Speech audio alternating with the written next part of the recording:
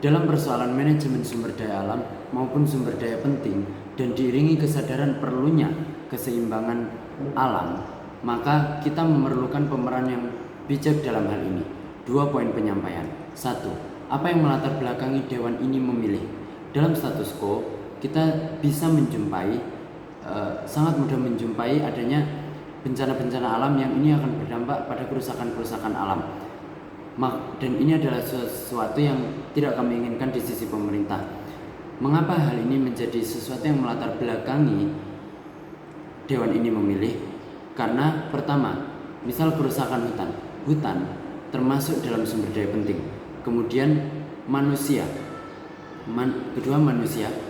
yang berperan andil dalam kerusakan-kerusakan ini, baik dari penyebab bencana ataupun memang langsung merusak, itu juga merupakan sumber daya penting.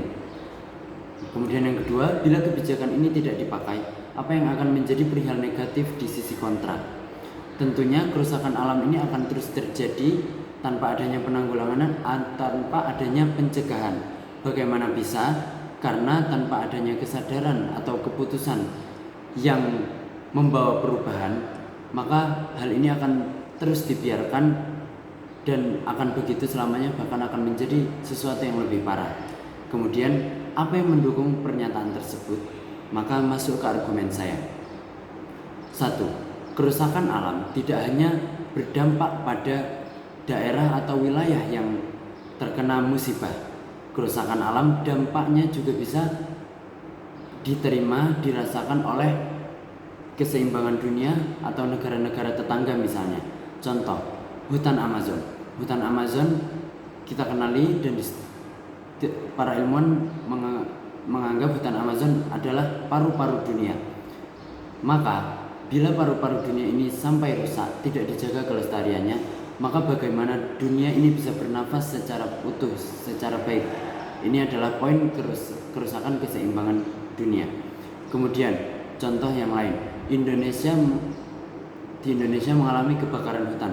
Kebakaran hutan ini atas kesalahan manajemen, atas kesalahan kebijakan dari pemerintah, sehingga terjadinya kebakaran hutan dan asap yang dihasilkan dari kebakaran tersebut terbawa angin dan sampai ke negara tetangga seperti Malaysia, Singapura, dan lain sebagainya.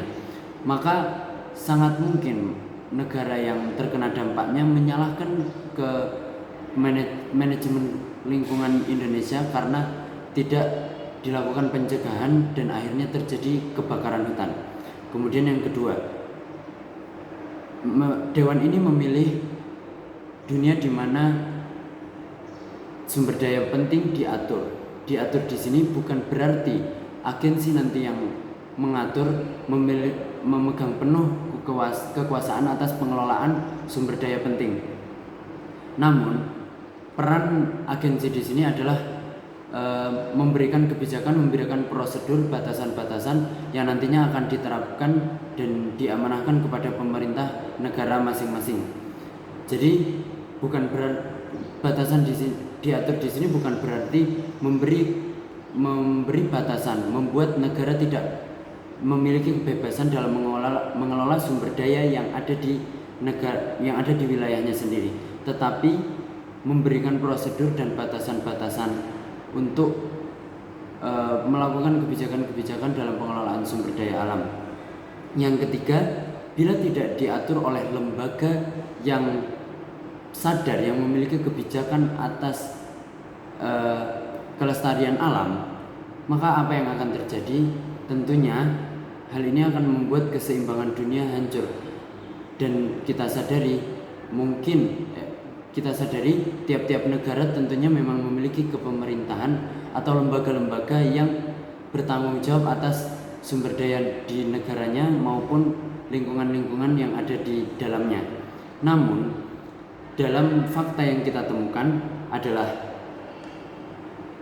banyak negara yang orang-orang yang menduduki jabatan atau kepemerintahan amanah tersebut juga tidak mempertimbangkan secara penuh, tidak mempertimbangkan sepenuhnya atas kelestarian alam, dipertimbangkan sepenuhnya atas kesejahteraan masyarakatnya.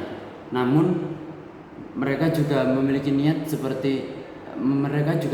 keinginan atau perhatian lebih seperti keuntungan-keuntungan berupa harta, kebebasan hidup, kemewahan dalam hidupnya. Maka dengan adanya agensi atau dewan yang mengawasi secara global pengaturan sumber daya yang ada di dunia, hal ini harapannya akan menjadi sesuatu yang memberi keteraturan dalam keberjalanannya dunia.